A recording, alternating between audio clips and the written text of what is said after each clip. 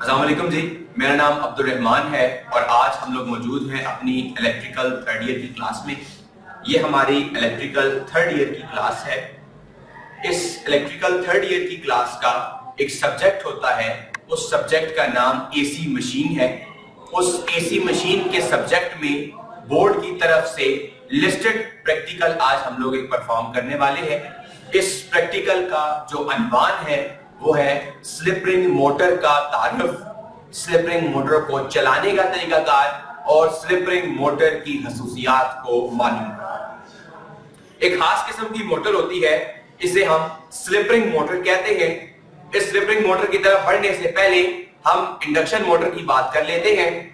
वो तमाम मोटरें जो फैराडे के कानून इलेक्ट्रोमैग्नेटिक इंडक्शन पर बनती हैं और उसी असूल पर काम करती हैं, वो सारी मोटरें इंडक्शन मोटरें कहलाती हैं। इन्हीं इंडक्शन मोटर्स के अंदर इन्हीं इंडक्शन मोटर की एक किस्म ऐसी होती है जिसे स्क्विरल केज इंडक्शन मोटर कहते हैं और दूसरी किस्म जो आज हम लोग पढ़ने वाले हैं इसे स्लिप रिंग इंडक्शन मोटर का नाम दिया जाता है। स्क्विरल केज इंडक्शन मोटर वो मोटर होती है जिसमें स्टेटर पर वाइंडिंग की जाती है और रूटर पर एल्यूमिनियम की बार्स लगा दी जाती है और इस सूरत में हमारी जो मोटर है वो घूमने का काम करती है। इसी के मुकाबले में जो दूसरी मोटर है जो आज हमने पढ़नी है, आपको अगर कैमरामैन यहां पर इस मोटर को दिखा सकता हो तो ये सेकंड मोटर है जिसे आज के इस प्रैक्टिकल में हमने परफॉर्म करना है, जिसका नाम स्लिप रिंग मोटर है। इस मोटर की खासियत ये है कि इस मोटर को हाई स्टार्टिंग टार्क वाली जगह पर इस्तेमाल किया जाता है, जिसकी सबसे बड़ी मिसाल हमारे पास क्रेन्स होती हैं या लोडिंग क्रेन्स होती है जिनमें हर वक्त लोड पड़ा हुआ होता है और पड़े हुए लोड पर हमें उस क्रेन की मोटर को ऑन करना पड़ता है।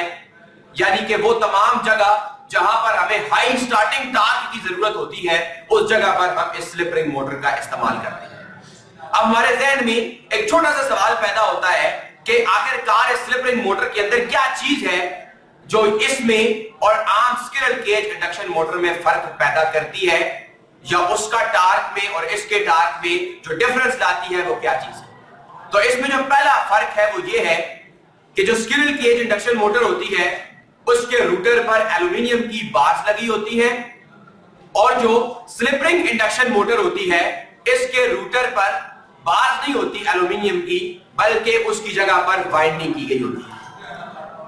फिर इस वाइंडिंग को या रूटर की इस वाइंडिंग को हम ये आपके सामने यहां पर आपको ये टर्मिनल्स नजर आ रहे होंगे, इन टर्मिनल्स पर रूटर की वाइंडिंग की गई होती है। फिर इन टर्मिनल्स पर हम एज अ रियोस्टेट या थ्री फेज रियोस्टेट या वेरिएबल लोड हम इसके साथ जोड़ते हैं। जब हम इस आर्मेचर के साथ कोई भी लोड जोड़ते हैं, आर्मेचर पर की गई वाइंडिंग को जब उसके साथ कोई लोड जोड़ते हैं तो उससे क्या होता है कि लोड करंट के रास्ते में रेजिस्टेंस पैदा करता है और उस रेजिस्टेंस की वजह से हमारी मोटर का जो टार्क है वो ज्यादा हो जाता है, टार्क है जो इंक्रीज हो जाता है। अब थोड़ा सा मैंने आप लोगों को इस स्लिप रिंग मोटर का तारफ बता दिया। अब मैं आपको इस मोटर की अगर बनावट बताऊं तो इस मोटर का ये जो आपको बॉक्स लगा हुआ नजर आ रहा है, जहां पर ये आपको 3 वायर्स जुड़ी नजर आ रही है, ये इसका टर्मिनल बॉक्स है और यहां पर इस टर्मिनल बॉक्स पर जो 3 सिरे मेरे पास आ रहे हैं ये इसके स्टेटर की वाइंडिंग पर है। याद रखेंगे कि इस मोटर के अंदर ये मोटर अंदर से डेल्टा कनेक्शन में जुड़ी होती है, हमें बाहर से किसी स्टार डेल्टा ऑटोमेटिक स्टार्टर या किसी ऐसी चीज लगाने की जरूरत नहीं होती। अंदर से इस मोटर को बनाया है, ये कनेक्शन ही इसके डेल्टा में किए जाते हैं, इसके ऊपर ये 3 तारें आई हैं। फिर इसके बाद हमारे पास ये जो आपको 4 पॉइंट नजर आ रहे हैं, ये 4 पॉइंट हमारी आर्मेचर वाइंडिंग की है। इस मोटर का जो रूटर है उसकी आर्मेचर के ऊपर 3 तरह की वाइंडिंग की गई है क्योंकि 3 फेज मोटर है और उस आर्मेचर की तीनों वाइंडिंग्स को आपस में स्टार कनेक्शन में जोड़ा गया है। यानी तमाम वाइंडिंग्स के दूसरे सिरे आपस में शॉर्ट हैं और पहले सिरे पर हम सप्लाई देते हैं। अब जब दूसरे सिरे आपस में शॉर्ट थे तो यहां पर 3 हमारे पास वाइंडिंग के सिरे निकल कर आ चुके हैं और चौथा पॉइंट हमारे पास कॉमन निकल कर आ चुका है। अब मैंने आपको इसकी बनावट के बारे में भी बता दिया, ये भी बता दिया कि इस मोटर के अंदर सादा रूटर नहीं होता बल्कि आर्मेचर होता है। ये भी आपको बता दिया कि ये डेल्टा कनेक्शन में इसकी जो कनेक्शन किए गए होते हैं वो ऑलरेडी डेल्टा होते हैं। अब हम अपनी इस मोटर को चलाकर देखते हैं और चलाकर इसका चलाने का तरीकाकार की तरफ बढ़ते हैं। सबसे पहले मैं अपने इस कंट्रोल ट्रेनर सेट का जो एमसीबी स्विच है मैं इसको ऑन करता हूं। अब इस वक्त मैंने इस मोटर की ये जो 3 तारे हैं, इन 3 तारों में हम इस मोटर को सप्लाई दे रहे हैं। जैसे ही मैं इस एमसीबी को ऑन करूंगा, इसको ऑन करूंगा तो मेरी इस मोटर को सप्लाई मिलना शुरू हो जाएगी। लेकिन यहां पर एक खास बात यह है कि जैसे ही मैं इसके स्टेटर को सप्लाई दूंगा और रूटर के साथ या आर्मेचर के साथ अगर मेरा कोई भी लोड जुड़ा हुआ नहीं होगा तो उस सूरत में मेरी ये मोटर घूमेगी नहीं। यहां पर आपको इस करंट मीटर पे या एम्पेयर मीटर पे थोड़ा सा करंट नजर आएगा। मेरी मोटर यहां पर हल्की हल्की आवाज करेगी लेकिन मोटर घूमेगी नहीं। मोटर तब घूमेगी जब मैं अपने इस आर्मेचर के साथ कोई भी लोड को जोड़ूंगा। और यहां पर हमारे इस कंट्रोल ट्रेनिंग सेट में ये एक मॉड्यूल है 3 फेज वेरिएबल रजिस्टर का या 3 फेज रियोस्टेट का या रेजिस्टेंस बॉक्स भी हम इसे कह सकते हैं। इसमें हम इन तीनों नाभों की मदद से इन तीनों वाइंडिंग्स के ऊपर थोड़ा सा लोड डालेंगे। जैसे ही लोड डालेंगे तो हमारी मोटर चलेगी। टार्क में कमी, टार्क में ज्यादा होगा, रेजिस्टेंस आएगी तब मोटर चलेगी, उससे पहले मोटर चल नहीं सकती। अब मैं सबसे पहले अपने इस लोड को ऑफ रखता हूं। लोड मेरा इस वक्त ऑफ है। आर्मेचर वाइंडिंग के साथ मैंने कोई भी तारें नहीं लगाई हुई। अब मैं अपनी इस मोटर को सप्लाई देकर चलाकर देखता हूं कि क्या ये मोटर चलती है या नहीं चलती। कैमरामैन यहां पर आ जाए। अब ये मेरा जो 3 अदर नाइफ स्विचेस हैं, मैं इन तीनों स्विचेस को ऑन करता हूं। आपने मोटर की तरफ भी देखना है, आपने एम्पियर मीटर की तरफ भी देखना है। मैं थोड़ी देर के लिए इसे ऑन करूंगा क्योंकि ज्यादा देर में इसे ऑन नहीं कर सकता, नहीं तो हमारी मोटर का जलने का खतरा है। ये देखिए, अब मैंने इसे ऑन किया, करंट आपको नजर आ रहा है लेकिन हमारी मोटर चल रही नहीं है। मैंने सर्किट को ऑफ कर दिया। एक बात हम पर साबित हो गई कि हमारी ये जो मोटर है ये लोड के बगैर ऑन नहीं हो सकती। अब से पहले हमें इस आर्मेचर के साथ कोई भी एज अ रियोस्टेट लोड जोड़ना पड़ेगा। तो अब मेरे ये जो मॉड्यूल है, मैंने इन तीनों मॉड्यूल्स की ये जो हमारे पास 3 तारें हैं, मैंने एज अ लोड बाहर निकाल दी है। अब मैं इन तीनों तारों को अपनी आर्मेचर वाइंडिंग के साथ जोड़ देता हूं।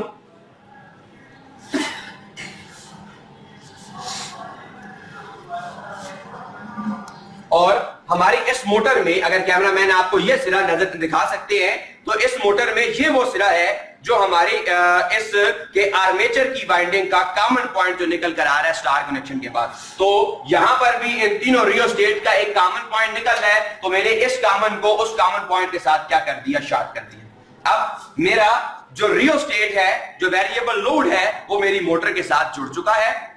अब मैं इसके बाद अपनी इस के थोड़ा सा लोड इस मोटर के ऊपर डाल देता हूं और डालने के बाद फिर मैं अपनी इस मोटर की को ऑन करके देखता हूं कि अब मेरी ये मोटर ऑन होती है या नहीं होती। अब लोड हमने इसके आर्मेचर पर डाल दिया है। अब हम अपने स्विच को ऑन करते हैं। ये देखिए, जैसे ही मैंने स्विच को ऑन किया हमारी ये मोटर चलना स्टार्ट हो गई है। और इस वक्त आपको इसका जो करंट है 0.460 लिखा हुआ यहां पर आपको नजर आ रहा होगा, यानी कि हमारी मोटर अपनी जो रोटेशन है, जो इसका चलाने का तरीकाकार है, वो हमारा मुकम्मल हो चुका है। अब थ्योरी ये कहती है कि स्लिप रिंग मोटर ऐसी मोटर होती है जिसमें अगर खसूसियात की बात करें तो 3 अहम खसूसियात नोट्स में या थ्योरी में या बुक्स में मौजूद है। पहली खसूसियात, इसका स्टार्टिंग टार्क आम मोटरों की निस्बत हाई होता है। दूसरी खसूसियत, इसका करंट बाकी मोटरों की निस्बत कम होता है। और तीसरी थर्ड खसूसियत इसकी यह है कि लोड पड़ने पर इसकी स्पीड में कमी वाक़या होती है। अब हम अपनी इस मोटर के ऊपर, अगर आप यहां पर कैमरामैन आपको दिखा सकते हैं, तो इस मोटर की जो मैकेनिकल एनर्जी यहां पर जनरेट हो रही है, इसके साथ हमने एक जनरेटर कपल किया हुआ है। ये जनरेटर क्या कर रहा है, इसकी मैकेनिकल एनर्जी को कन्वर्ट कर रहा है इलेक्ट्रिकल एनर्जी के अंदर। और फिर इस इलेक्ट्रिकल एनर्जी के साथ हमने यहां पर आपको ये एक मॉड्यूल नजर आ रहा है वेरिएबल रेजिस्टर के नाम का, एज अ लोड इस वक्त हमने इसे जोड़ा हुआ है। अब हम इस मोटर की खसूसियात को मालूम करने के लिए इस मोटर की जो मोटर के साथ जो जनरेटर कपल है उस पर लोड डालेंगे और लोड डालकर फिर हम इसकी खसूसियात को मालूम करेंगे। हमारी ये मोटर इस वक्त चल रही है। हमने इस मोटर के साथ एज अ लोड यहां पर ये मॉड्यूल जो है इसे जोड़ दिया है और इसी मोटर के साथ हमारा यहां पर ये एक स्पीड, टार्क, पावर मीटर भी जुड़ा हुआ है। यहां पर इस जगह पर आपको इस मोटर की जो स्पीड है वो नजर आ रही है, इस जगह पर इसका टार्क नजर आ रहा है और इस जगह पर इसकी पावर नजर आ रही है। अब क्योंकि इस वक्त इसकी आउटपुट में हमने कोई लोड जोड़ा हुआ नहीं है, इस वजह से हमारा जो टार्क है वो भी कम आ रहा है, एज इक्वल टू 0 आ रहा है।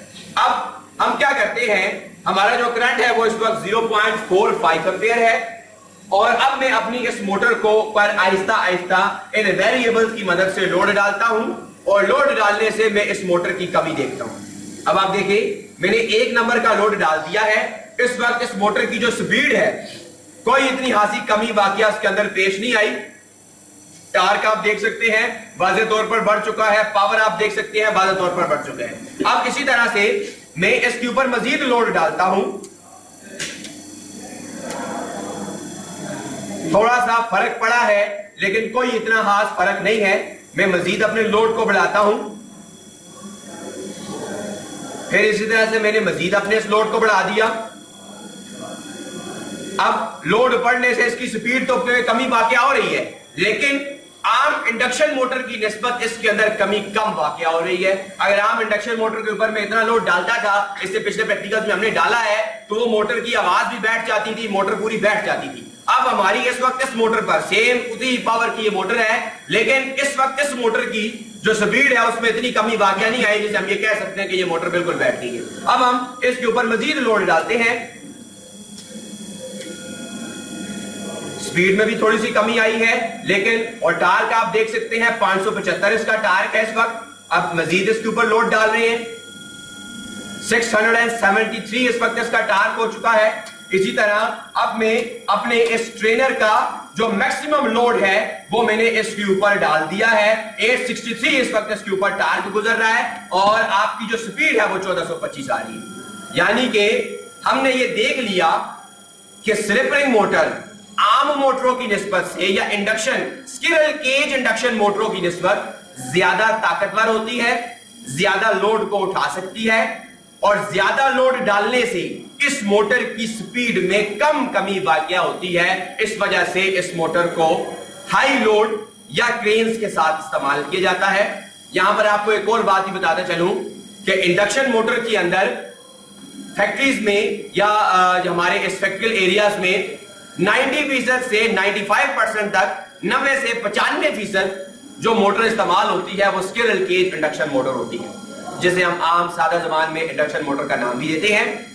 और कुछ जो 5% बकाया जगह है उनमें हमारे ये स्लिप रिंग मोटरें, सिंक्रोनस मोटरें, एसिंक्रोनस मोटरें और काफी सारी किस्म की मोटरें आती हैं, वो मखसूस जगहों पर इस्तेमाल की जाती हैं जहां पर स्क्विरल केज इंडक्शन मोटर का इस्तेमाल नहीं हो सकता। ये थी हमारी स्लिप रिंग मोटर का प्रैक्टिकल, जो कि हम अपनी इलेक्ट्रिकल 3rd ईयर की क्लास के साथ परफॉर्म कर रहे हैं।